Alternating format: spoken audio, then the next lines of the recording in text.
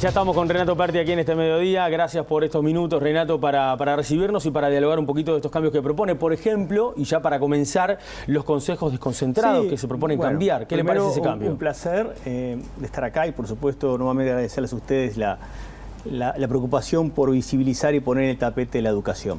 Nosotros como Edu 21 no tenemos una opinión definitiva sobre el anteproyecto de ley de urgente consideración, porque en definitiva los partidos políticos están en el proceso de discusión, se están afinando detalles, va a haber cambios. Entonces tenemos una primera lectura que hacemos más a título individual, que es que en realidad el anteproyecto de ley de urgente consideración, creo que lo más importante es que traduce la idea de la urgencia del cambio educativo. Yo creo que ese es el punto, es decir, coincidentemente con lo que ha sido la discusión sobre educación durante el año pasado, en este caso hay como una explicitación de que estamos ante una situación que requiere una respuesta de urgente consideración, que requiere una transformación de la educación en su conjunto.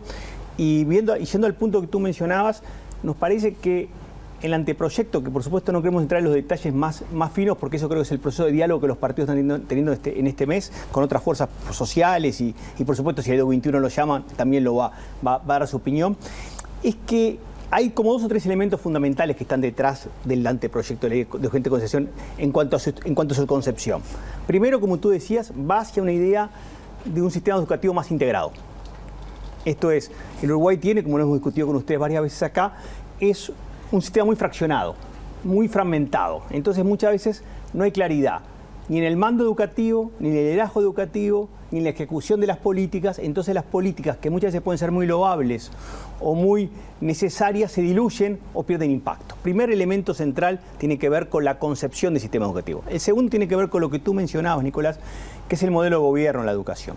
Como ustedes saben, el Edu 21 durante mucho tiempo, en estos 3 años, ha hecho especial hincapié que el Uruguay tiene que tener un cambio en el gobierno en la educación, no como el cambio per se, sino como un instrumento para generar cambios profundos en el para qué y en el qué de la educación.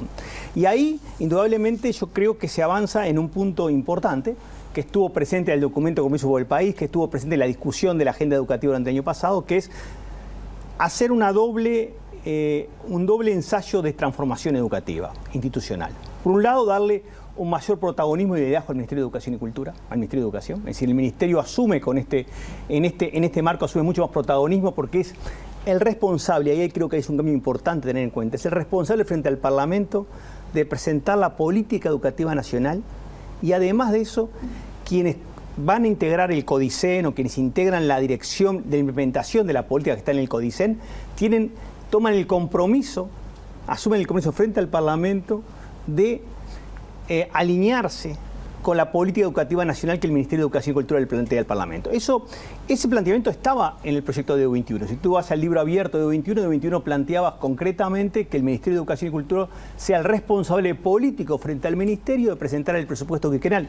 En este caso habla de plan educativo nacional, podría ser más o menos similar, y ser el responsable político. El otro elemento importante es que se le da al CODICEN mayor capacidad de ejecución de la política educativa.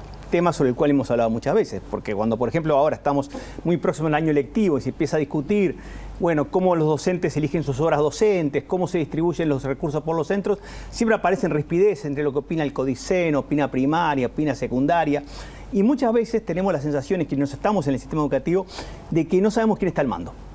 Yo creo que el anteproyecto avanza en esa línea de darle al CODICEN mayor protagonismo con algo que Edu 21 había planteado en su propuesta, que era que los directores de los consejos, Edu 21 no planteaba originalmente la eliminación de los consejos, planteaba así la participación de los directores de los consejos de primaria, de secundaria y educación técnica en el propio CODICEN. Con lo cual el CODICEN, mientras que el Ministerio de Educación y Cultura toma musculatura de liderazgo, el CODICEN toma musculatura de implementación. Y en el caso, por ejemplo, del Instituto Nacional de Educación, de Evaluación Educativa, porque, a ver, está conformado por 6 representantes, que son 2 del Ministerio de Educación, son 2 de la ANEP y 1 de la UDELAR, y un delegado de la asociación. Pero la ley dice que los integrantes sean 3 y todos designados por el Poder Ejecutivo. Yo creo que ahí, a ver, como decimos que el proyecto de ley de urgente consideración avanza en la necesidad de transformación educativa, creemos que ahí hay un matiz importante. A nosotros, personalmente, y creo que varios de los colegas de U21 que hemos dialogado en los últimos días también tienen la misma opinión, nosotros pensamos que los integrantes del Instituto Nacional de Educación Educativa, INET, los 3 que se proponen, tienen que ser refrendados por el Parlamento Nacional.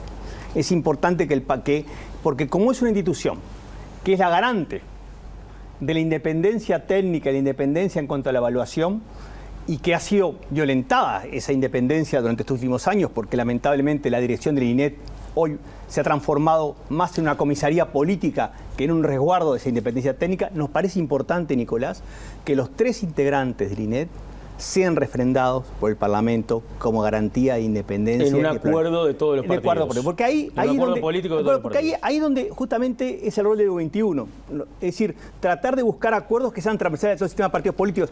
Y en el tema del INET nos parece que estamos de acuerdo con la idea de un gobierno con 3 integrantes, estamos de acuerdo que esos 3 integrantes puedan ser a iniciativa del Poder Ejecutivo, pero lo que pensamos que tiene que ser a iniciativa en acuerdo con las fuerzas políticas que integran el Parlamento. Por ejemplo, Pablo Cayota, que integró la comisión, decía que esto entiende que al contrario le va a dar mayor dependencia, o sea, va a tener más dependencia política de alguna forma el INET de lo que tiene hoy en día. ¿Qué cree usted? A mí me parece que hay que resguardar la independencia. Coincido con Pablo en cuanto a la necesidad de buscar un modelo que tenga resguardo parlamentario. A mí me da la impresión, por las conversaciones que he tenido en estos días, que los técnicos que están en la coalición multicolor, que algunos se integran, como ustedes saben, Edu21, el caso del propio Robert Silva, Da Silveira, Adriana Aristimuño, en fin, Javier Lacida, por algunos nombres, están conscientes de esta necesidad de revisar este tema.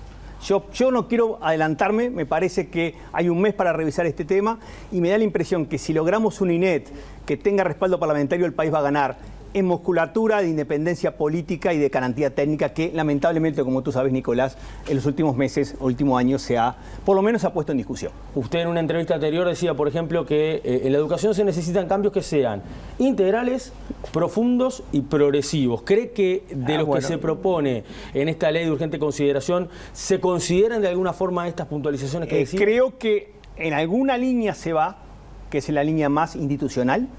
Me parece que lo que está para agendar, quizás no sea necesariamente la ley de urgente consideración, puede ser en otros instrumentos, es el cambio programático, es el cambio de los programas, el cambio en los contenidos. Yo creo que el país está avanzando en una línea de cambio institucional y seguramente podrá avanzar en esa línea programática a través del Plan Educativo Nacional.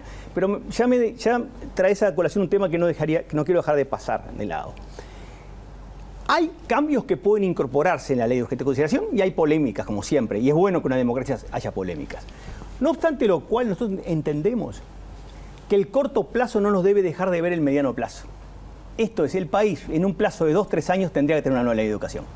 Porque lo que vamos a tener ahora es la ley de educación actual con una serie de enmiendas, en algunos casos se derogan artículos, en algunos se cambian, en algunos se incorporan, muchos van en la línea de darle esa gobernanza institucional que el país no tiene en educación, pero no constituye una unicidad en materia de una ley educativa y tampoco es la ley educativa actual, la ley de educación actual que se mantiene, porque en definitiva es una modificación de la ley actual, tampoco es una herramienta potente para que el país encare su educación de acá a los próximos 20 años. Pero para usted tiene que haber una ley de educación nueva. Tendría que haber en un periodo de 2 a 3 años una nueva ley de educación que permitiera darle al sistema la unicidad que uno tiene. A ver, yo entiendo el nuevo gobierno y entiendo la coalición multicolor en la necesidad de introducir cambios urgentes para poder actuar. Eso es razonable y es parte de la ley, es parte de la necesidad de esa urgencia educativa que hemos manejado. No obstante lo cual, el corto plazo no nos tiene que dejar de ver el mediano plazo. Y en el mediano plazo el Uruguay necesita una ley de educación mucho más potente y mucho más unitaria que la que tenemos hoy. ¿Cree que la ley de urgente consideración, por ejemplo, le faltan cambios más de contenido, no tan estructurales? Claro, pero más de contenido que pueden estar más. O bien, pueden estar en el Plan Educativo Nacional que el Ministerio de Educación va a presentar al Parlamento, bien en el proyecto presupuestal que va a trabajar con el CODICEN, bien en lo que el CODICEN va a hacer en materia educativa, pero sí, lo que sí queremos decir con claridad desde el 21, que los cambios institucionales no son garantía de los cambios, son una herramienta para que los cambios se gesten. Lo importante es tener también musculatura programática. No obstante lo cual creemos que el gobierno entrante está cumpliendo con lo que dijo en cuanto a la necesidad de un cambio en la gobernanza y en la concepción del sistema educativo para que el país pueda avanzar. Hasta ahora no han sido llamados por la calle. No, nosotros tenemos una reunión esta semana con las autoridades educativas de U21 que no sabemos, vamos a tratar varios temas, pero U21 está en la misma línea de que hemos dicho de siempre. Nosotros vamos a mantener nuestra independencia, digamos, de pensamiento, porque Edu 21 es unidad en la diversidad, y a la vez apoyar transformaciones educativas. Si el gobierno realiza transformaciones educativas que van en la línea de lo que Edu 21 está pensando, Edu 21 va a participar y va a apoyar, a la vez que va a seguir agendando y posicionando, porque creo que eso justamente le da mayor fortaleza a la política educativa. Siempre Edu 21 va a buscar el acuerdo de todo el sistema de partidos políticos. Por eso la mención que hacíamos a la necesidad de que los integrantes del Instituto Nacional de Evaluación Educativa sean refrendados por el Parlamento. Gracias, Renato, un gusto como siempre. Gracias a ustedes, un placer.